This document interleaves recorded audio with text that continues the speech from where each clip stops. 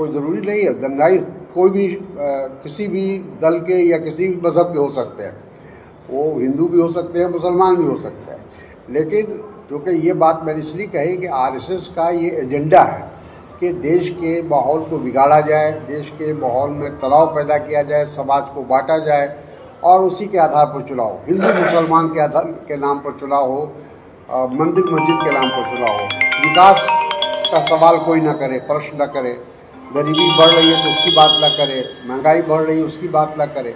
तो तमाम जो ज्वलंत मुद्दे हैं उससे लोगों का ध्यान हटाने के लिए ये इस तरह की कोशिश हो रही है। हम ये भी मानते हैं कि मुसलमानों में भी कुछ ऐसे लोग हैं जो दंगा में या इस तरह के माहौल को बनाने में मदद कर रहे हैं। तो हम सबसे अपील करेंगे, हिंदू मुसलमान सबसे हमारी अपील होगी कि ऐसा कोई कदम न उठाए जिससे समाज में तनाव पैदा हो और हम नफरत और घृणा में गिरते चले जाएं। ये देश हित में नहीं है। इस पक्ष में हूँ।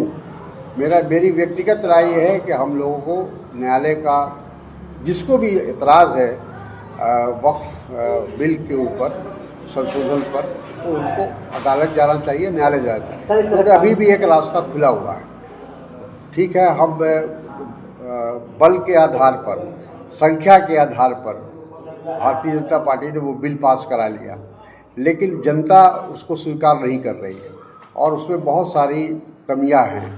तो उसको लेकर अगर हम कहीं भी जा सकते हैं तो वो न्यायालय है, और सर्वोच्च न्यायालय में जाने के से फ़ायदा ये होगा, जो उनका फैसला होगा, जो उनका निर्देश होगा, उसको फिर सब देशवासी मानेंगे।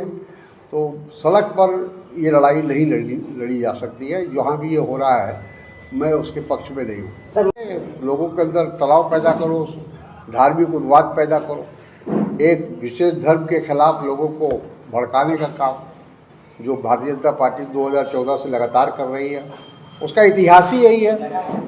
2 नेशन थ्योरी किसने सबसे पहले दिया? हिंदू महासभा ने दिया था। सर, आप रेलवे स्टेशन के रूप में कांग्रेस एक्सेप्ट करेगी? वो तेजस्वी यादव जी का मीटिंग के बाद उन्होंने बयान दिया है कि जहाँ तक मुख्यमंत्री के फेस का सवाल है, हम लोग आपस में बैठकर जो हमारे गठबंधन के साथी हैं उनके साथ बैठ के हम तय करेंगे।